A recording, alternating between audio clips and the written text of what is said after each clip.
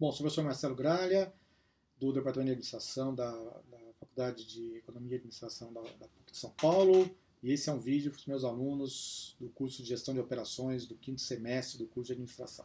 Então, vou falar um pouquinho agora sobre tecnologia em operações, né, tecnologia em processos. Bom, nós estamos passando por um momento de uma verdadeira revolução tecnológica, né? Até minha tese de doutorado foi sobre essa questão. E do ponto de vista do estudante de administração e do gestor, a gente está no meio do caminho, né? Porque quem saiu da universidade, já saiu da universidade, está formado há algum tempo, quem está estudando agora, não teve no currículo um repertório sobre as tecnologias que são mais recentes, que surgiram e que estão transformando aí o mundo do trabalho, o mundo dos negócios, o mundo das organizações, né? Eu vou falar brevemente sobre essas tecnologias, algumas dessas tecnologias, né? Bom, se a gente pensar do ponto de vista da indústria, ela está passando por um momento que tem recebido dois nomes, né? Alguns chamam da quarta revolução industrial, que é um nome bastante comum, eu particularmente não gosto desse nome, mas tem um outro nome que eu acho bem mais adequado, que é um nome que foi cunhado na Alemanha, de indústria 4.0. Né? Então, esse 4.0 ele acompanha um pouco a ideia da internet, então eu acho um nome mais adequado. Né? Nos Estados Unidos eles têm chamado de Advanced Manufacturing, né? Então tem uma outra nomenclatura, mas o termo que está sendo mais usado no mundo e no Brasil também é indústria 4.0. Né? O que é indústria 4.0? Né? Vamos pensar o que é a indústria 3.0, que é a indústria que nós temos hoje instalada. Né? Então, é uma indústria onde você tem uma fábrica, essa fábrica tem uma rede de fornecedores, né? Tem uma cadeia de fornecimento, onde ela está alocada, ela recebe insumos diferentes de vários fornecedores, e ela tentando produzir sempre em série, né? Uma grande questão na questão da fábrica é a chamada escala, né, economia de escala, quer dizer, quanto mais eu produzo do meu produto, mais eu diluo os meus custos fixos, mais eficiente do ponto de vista economicamente é a minha operação. Então, produzir muito faz todo sentido. Então, a empresa define um determinado padrão no produto dela, que não é muito extenso, e ela tem lá um menu de opções para o cliente dela, e ela produz isso, né? E frequentemente ela produz isso a partir de uma previsão de demanda, né? Então ela olha o histórico, olha o passado, ela vê o que estava vendendo mais de cada produto, pega essa visão do passado, né, que vem do histórico de venda dela, faz uma certa correção para o futuro, né? Por exemplo, é claro que você está no momento de crise, você imagina que se esse ano a expectativa é de crise, e o ano passado o cenário era melhor, então você vai vender menos, você não pode replicar automaticamente o que foi feito no ano passado, por exemplo, para o próximo ano. Então, pega-se o histórico e faça alguma correção utilizando as variáveis que impactam no negócio dela. Por exemplo, a variável de impacto pode ser índice de desemprego, pode ser disponibilidade de crédito, pode ser o próprio crescimento do PIB, enfim, cada negócio, cada empresa conhece as variáveis que afetam o seu negócio. E existem modelos matemáticos, estatísticos para correlação, regressão, né, suavização exponencial. Então tem uma série de modelos matemáticos que se utiliza para fazer esse planejamento. Então, a indústria 3.0, ela trabalha em termos de planejamento, né, dessa forma. Né? Então, é uma outra característica importante da indústria 3.0. E outra terceira característica bem importante, como eu tinha falado, ela é horizontal. Né? Então, ela não, a maior parte das empresas, elas não verticalizam a operação dela, ela não faz tudo. Ela faz, por exemplo, só, vamos pensar no caso da indústria automóvel, que é bem sintomático, ou da indústria aeronáutica, ela faz só a montagem, né? Então essas empresas, elas hoje são até chamadas, não é à toa, de montadoras, né? Então outros fornecedores fazem outras coisas. Então isso é um esquema horizontal de produção, né? Então eu falei 3 coisas até agora. Eu falei que existe um certo padrão definido, né? Um portfólio de produtos ou de modelos de produtos que o cliente pode escolher, que vai até certo ponto. Falei na questão da escala, a importância da escala, e falei nessa organização horizontal da produção, né? E uma quarta característica é que quem controla essas fábricas, quem controla as linhas de montagem e outras operações dentro de uma fábrica, né, são pessoas, né, meio óbvio, né, mas utilizando equipamentos, utilizando tecnologia, mas de alguma maneira quem programa a produção, quem define a prioridade do que vai fazer, do que não vai fazer, quem distribui o trabalho entre as equipes e assim por diante, são pessoas. E quem analisa os resultados, né? Quem olha os indicadores, quem olha o desempenho do processo, enfim, são pessoas que fazem o trabalho de se fazer uma análise do desempenho e interferem nesse desempenho. Se não está indo bem, as pessoas alteram os rumos, assim, né? Então, são os analistas, os gerentes, enfim, lideranças ou gestores nas organizações. Então, essa, grosso modo, é o rosto da indústria 3.0, da forma que nós conhecemos. O que é a indústria 4.0? Então, a indústria 4.0 é uma indústria que está recebendo um banho de tecnologia. Então, ela tem à disposição dela tecnologias que são absolutamente inovadoras e são disruptivas. Né? O que é disruptivo? É aquilo que não é evolutivo, é mais do que isso. Ele quebra uma realidade e constrói uma outra realidade. Então, é diferente da melhoria incremental, da evolução incremental. Ela é disruptiva, né? Ela é revolucionária, vamos dizer assim. Né? Então, a indústria 4.0 ela está se servindo de quais tecnologias, as mais importantes? Então, vamos lá. Sistemas ciberfísicos. O que é sistemas ciberfísicos? Sistemas ciberfísicos são dispositivos que conectam o mundo real ao mundo virtual, né? Ou mundo digital. Então, são equipamentos, são sensores, tipicamente eletrônicos, que eles monitoram algum processo, alguma operação ou algum produto. Né? Ele pode monitorar uma lâmpada, por exemplo.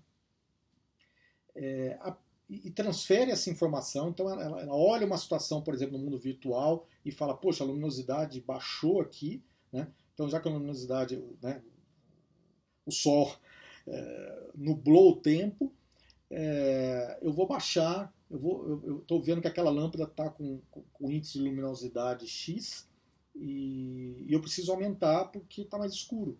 Né? Então, ou seja, o sistema ciberfísico ele não só monitora, então ele tem uma coisa de sensor, tá? Então o sistema ciberfísico tem sensor, alguma forma de sensoriamento, algum dispositivo que está sensor, mas ele tem também um dispositivo de atuação, né? Ele tem um atuador, ele tem algum mecanismo que faz alguma coisa acontecer fisicamente, por exemplo, fazer uma lâmpada aumentar a intensidade ou diminuir a intensidade. Então essa é uma explicação dos sistemas ciberfísicos. Então esse é um. Outro, inteligência artificial. Né? Inteligência artificial ela não é uma coisa nova na humanidade. Então, na década de 50 já se falava isso. Se esperou lá atrás um progresso rápido disso. Isso gerou uma grande efervescência literária, né? Muitos livros e filmes, né? sobre o futuro, sobre ficção científica, né? O termo correto, eles foram produzidos, mas ela não disparou. Né? Havia algumas questões que não foram resolvidas naquele momento, mas elas foram resolvidas agora. Né? Então a inteligência artificial ela está num nível de crescimento e de utilização pelas empresas e de investimento assim, absolutamente gigantesco. Né? As grandes corporações estão investindo assim rios de dinheiro e países investindo rios de dinheiro sobre isso. Então tem cidades que já estão monitorando, tentando rastrear questões de saúde pública, epidemias, a partir de monitoramento, a partir de análise de algumas situações, e aí isso cai num sistema de inteligência artificial e pode-se indicar focos potenciais, né? Enfim, então a inteligência artificial é uma tecnologia transformadora que caracteriza a indústria 4.0 também, né?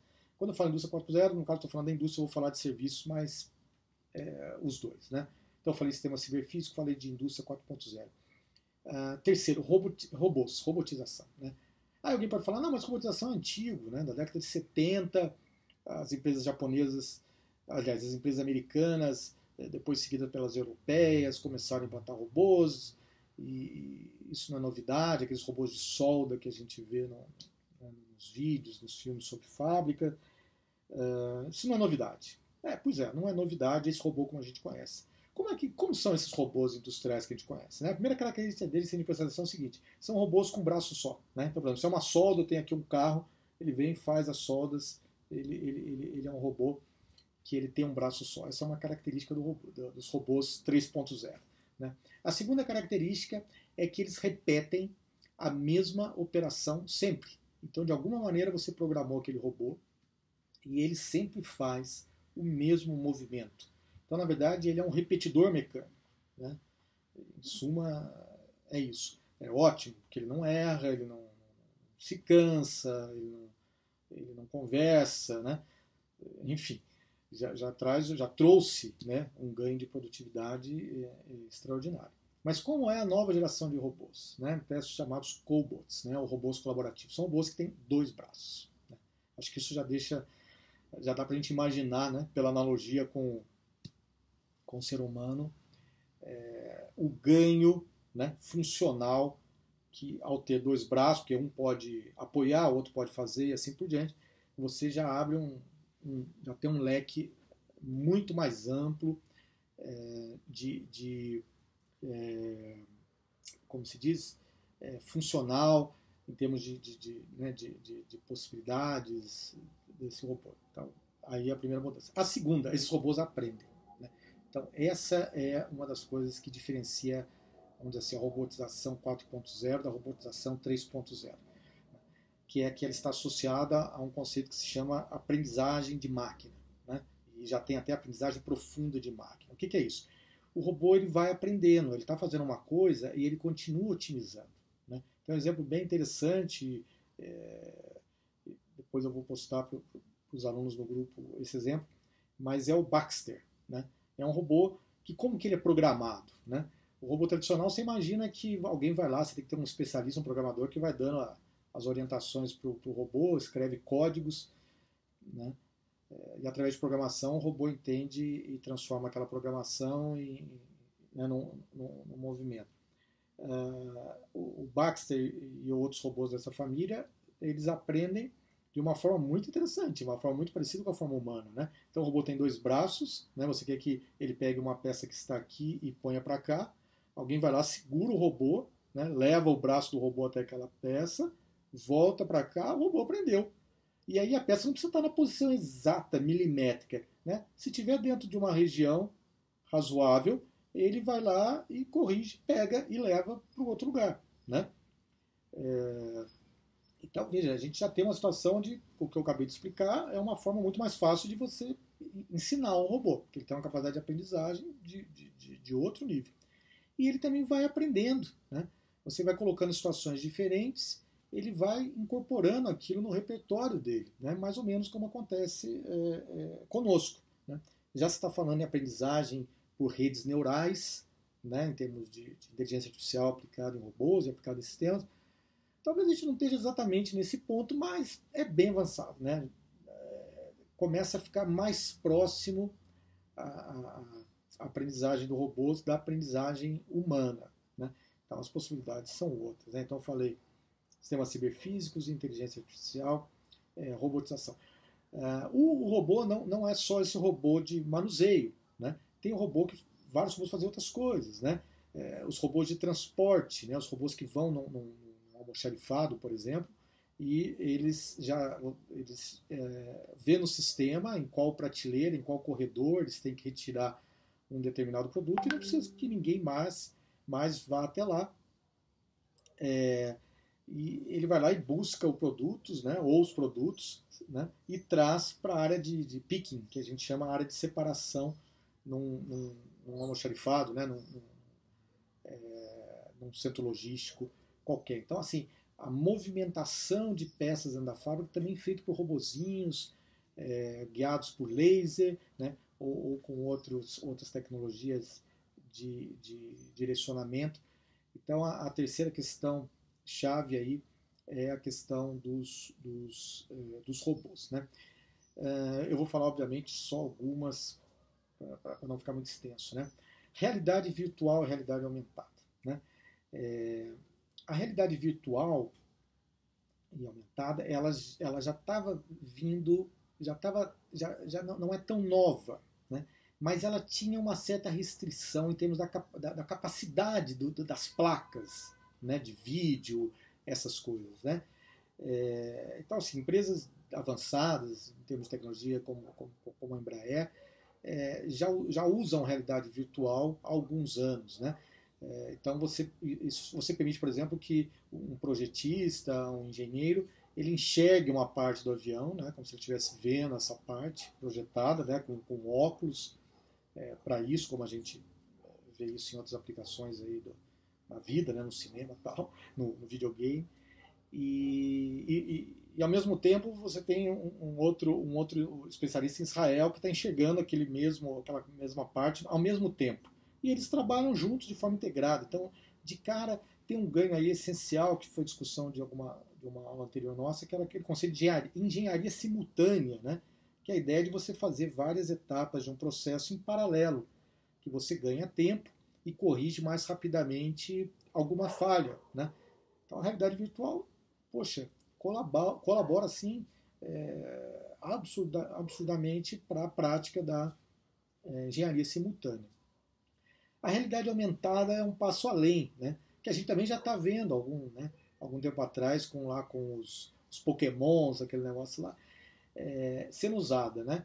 Então você fala, mas por que isso tem a ver com uma fábrica? Cara, tem a ver com uma fábrica que você consegue com realidade virtual, realidade aumentada, praticar uma coisa muito essencial que chama-se simulação, né? Então você consegue simular situações antes delas existirem. Você consegue desenhar uma linha de montagem, uma operação, o próprio layout, né, antes, virtualmente, e ajustar ali e buscar a melhor opção e usar um sistema que também te apoia, né, para fazer cálculos, para fazer avaliações de nível de produção que é possível com aquele arranjo, tempo, capacidade, né? Então é como se fosse um videogame, né? O videogame veio da onde? Né? Quem veio primeiro não foi o videogame, foram essas soluções para a indústria, né? E a partir daí a indústria de entretenimento falou, opa, vou aplicar isso aqui nos videogames, né? Então a grande questão é simulação. Então ela é uma outra característica da indústria 4.0. Então beleza, eu falei da indústria 3.0 as características, falei das tecnologias, né? Não falei das características da 4.0, vou falar agora. Então essas tecnologias, elas vão pegar as características que compunham a indústria 3.0, que é a atual, para uma outra realidade. Que realidade é essa? Que características são essas da chamada indústria 4.0? Então vamos lá. A primeira questão, a questão do mix. Lembra que eu falei? Na indústria 3.0 o grande lance era volume, produção em escala, né? Porque é mais econômico. Cada vez que você faz uma coisa, uma fábrica tradicional, agora do nosso tempo, cada vez que se faz um produto novo, um item novo, uma cor diferente, um acessório diferente, você detona a produtividade da empresa, né? Na situação atual. Na indústria 4.0 não. Com essas tecnologias é possível fabricar, levando ao extremo, lotes de tamanho 1, né? Uma unidade. Então o cliente vai lá na frente, entra no site, faz uma configuração muito customizada e a fábrica produz para aquele cliente. Você fala, mas isso já tem? Não, não tem. Não tem hoje. Porque hoje tem-se um certo grau de customização, né? Ainda muito limitado, né? Então você, por exemplo, no carro você escolhe alguns acessórios, algumas cores, né? E ponto final. Se alguém for comprar tinta, por exemplo, que já é uma outra coisa interessante um desses atacadistas, né, nessas lojas grandes que vendem material de construção, já se usa há algum tempo lá um equipamento que você faz a cor que você quiser. Né? Então você fala, põe um pouquinho disso, um pouquinho daquilo, um pouquinho daquilo, um pouquinho daquilo outro, e você faz uma cor que teoricamente é sua. O cara dá um código para aquilo, né? A máquina dele grava aquele código, passou a ser, entre aspas, um item dele de estoque, não, um item de estoque não, um item de produto dele. Se você voltar outra vez e falar, olha, eu quero mais um galão desse código aqui, que é aquela sua tinta, que ninguém fez igual, ok. Então isso já estava funcionando, mas numa escala muito pequena. Muito pequena, o cliente tinha que estar lá do lado, e aquilo não era uma venda de grande volume, né? Era uma venda de baixo volume. Isso foi usado mais como um recurso de criar um serviço especial, né? Mas não era a mesma indústria de tintas não pratica isso em escala, né? Até então isso não era viável. Então na indústria 4.0, com essas tecnologias, é possível sair do conceito de escala para o conceito da produção customizada, da produção sob demanda, né? Então eu posso produzir a quantidade que eu quiser, do jeito que eu quiser, né? Então é a primeira grande diferença, só essa já mudaria tudo, né? Outra característica importante da indústria 3.0 para a indústria 4.0. Eu havia falado da questão da horizontalização, né? Então, assim, hoje em dia é diferente do passado, que a coisa era feita verticalizada, né? Um exemplo histórico em São Paulo são as indústrias Matarazzo, né? A indústria Matarazzo é um exemplo, foi o maior conglomerado do hemisfério sul, né? Não na América do Sul, do hemisfério sul, uma empresa gigantesca, estava lá entre as maiores empresas do mundo, coisa num nível tal que a gente não tem hoje, né? Para se ter uma ideia da importância das indústrias Matarazzo. E uma das razões, é lógico que o mundo sempre é mais complexo do que a gente fala, né? Mas uma das razões para a hecatombe dela, né? Porque ela caiu praticamente em uma geração, praticamente, né? Tinha a geração lá do Conde Matarazzo, depois foi para o filho, depois a empresa, a companhia acabou na mão de uma filha, que, se não me engano, Maria Pia Matarazzo, mas ali ela já estava muito decadente. Tem hoje ainda alguma coisa, mas é uma sombra do colosso industrial que isso foi, né? E o que aconteceu?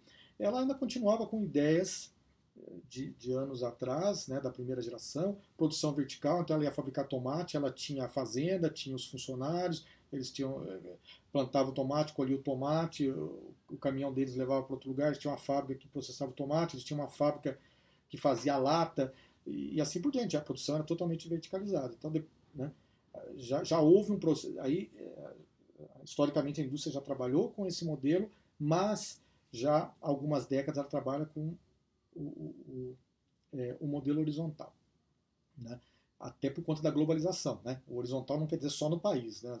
Você fabrica alguma coisa no Vietnã, outra coisa na Coreia do Sul, outro componente você fabrica na Argentina, na Bielorrússia, e depois você monta no Brasil ou em outro lugar. Então, o modelo hoje é horizontal. Com a indústria 4.0, não é que isso vai acabar, mas isso vai mudar muito, tremendamente, porque as fábricas vão conseguir ficar menores, mais compactas, e com o uso de uma outra tecnologia que eu não havia comentado, que é a chamada impressão 3D, né, ou manufatura aditiva, né, onde você tem, entre aspas, né, uma impressora de materiais, que você, a partir de um desenho que você faz, que você pode até pegar na biblioteca na web, e mandar imprimir, a máquina vai imprimindo por camadas, né, o processo mais típico é um processo chamado engenharia de sinterização, então você faz pós, né, camada de pós, você solidifica aquilo, funde aquilo, coloca outra camada, e o produto vai sendo construído por adição, por isso que chama manufatura aditiva, você adiciona material para ele ser construído, né?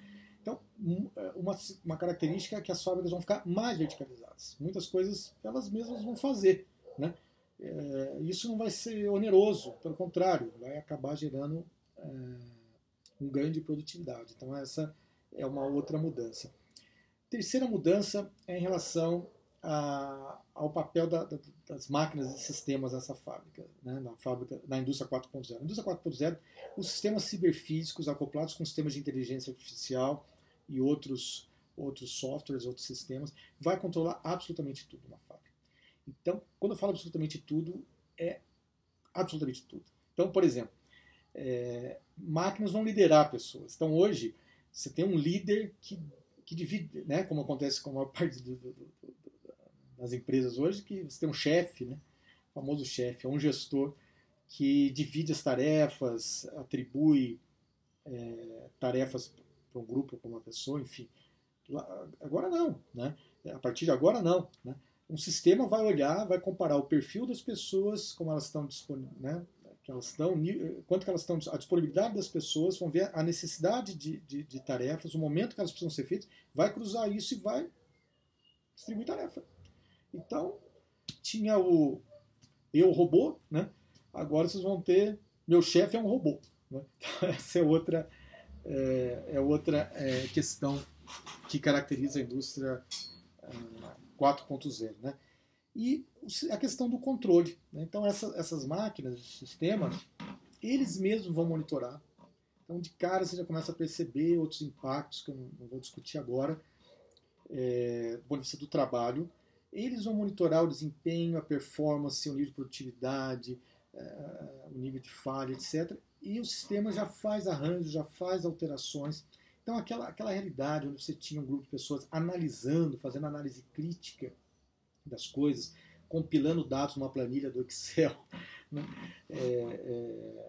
Ou transferindo dados num sistema, num ERP, né?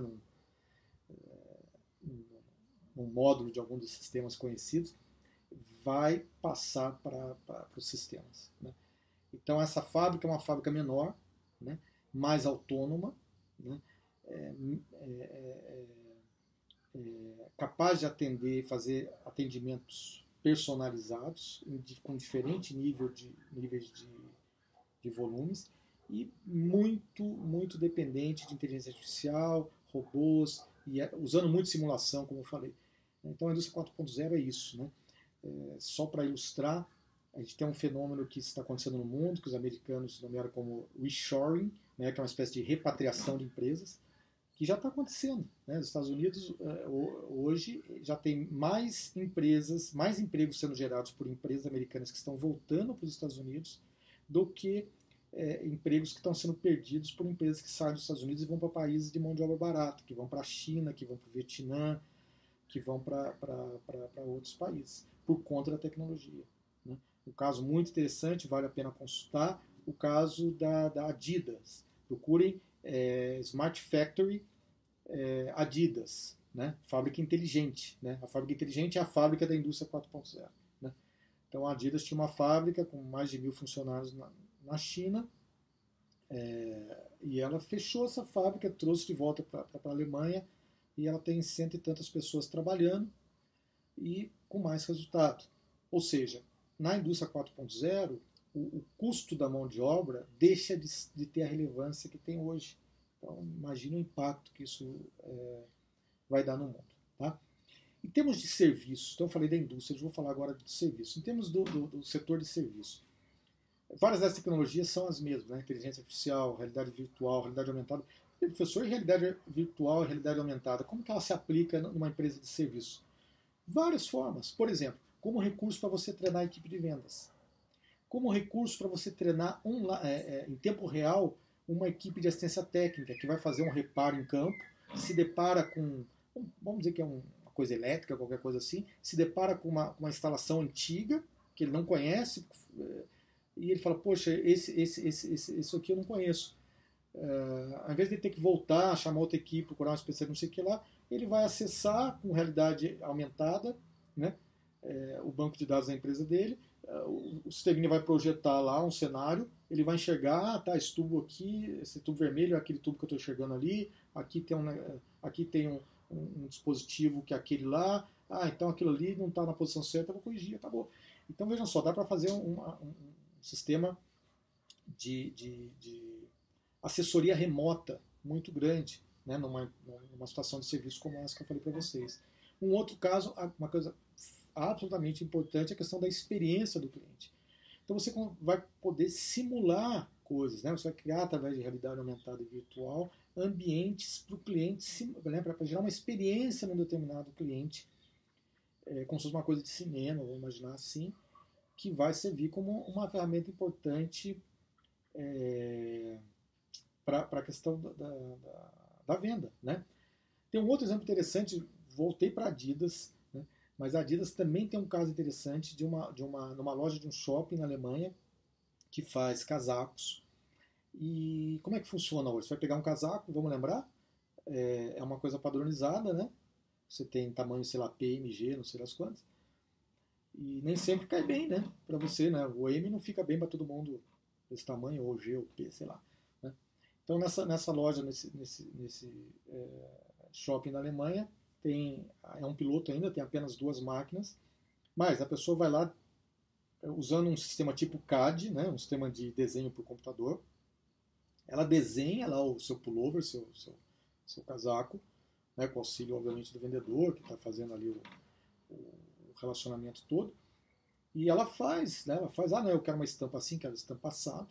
O sistema também escaneia o corpo dela, né, tira as medidas do corpo dela, faz um escaneamento, então sabe exatamente as medidas da pessoa para fazer, né, a roupa. E ela fez a estampa, e sei lá o que, do jeito que ela queria.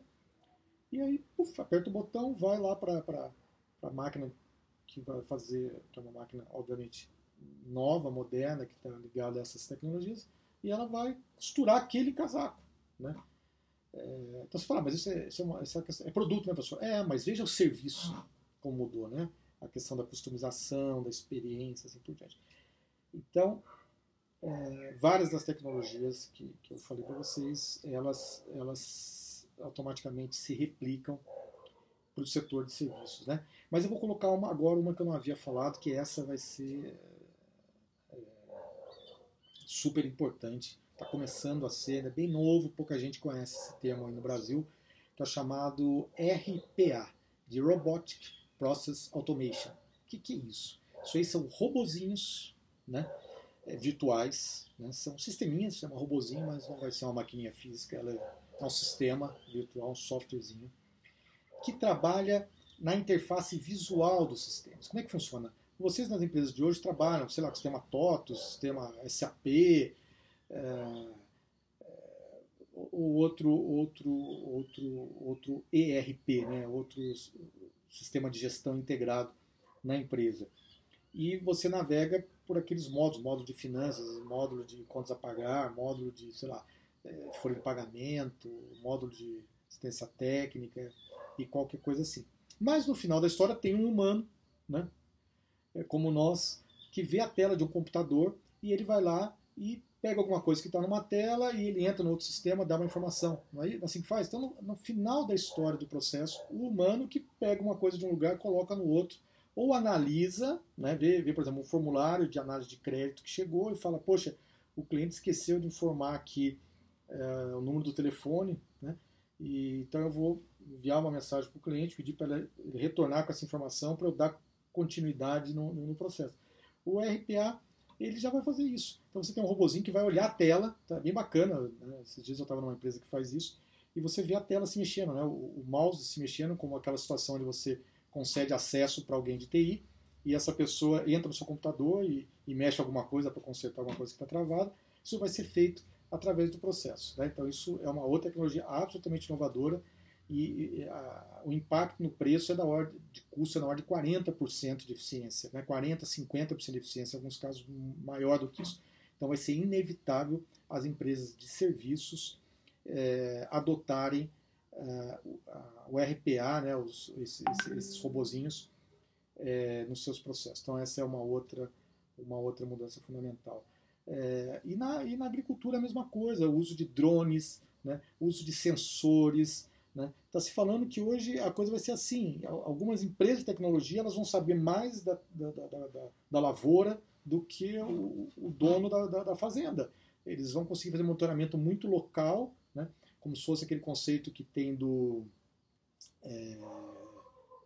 vinho, né, na França, lá em Bordeaux, tal, que você tem lá o terrier, que você tem aquela microambiente, né, uma região bem pequena, delimitada, que tem uma característica de temperatura, umidade, e acidez do solo, sei lá mais o que, específica, daí você faz uma uva específica. Né? Então, nesse caso, o produtor francês ele tem um controle muito local, muito preciso da produção dele, mas é uma produção normalmente pequena, até por conta disso, não são vinhos em grande escala, são vinhos diferenciados. Seria conseguir aplicar isso com tecnologia em grandes produções, em agronegócio, em grandes lavouras. Então, aí a agricultura 4.0. Então, assim, o estudante de administração não teve isso no currículo, né? Faz parte da vida, né? A universidade ela sempre fica um pouco defasada do mercado ou do mundo real em algumas coisas. Em algumas coisas ela é protagonista, ela que é vanguardista, e em outras coisas não, ela segue, né? Então, no caso da tecnologia, ela está seguindo hoje. Então, os currículos nossos ainda não absorveram essas mudanças. Então, é uma mensagem muito clara que os estudantes de administração e os gestores também, mas tem que buscar agora um conhecimento adicional, se inscrever em cursos, seminários, palestras, né, conversarem com especialistas para entender essa mudança.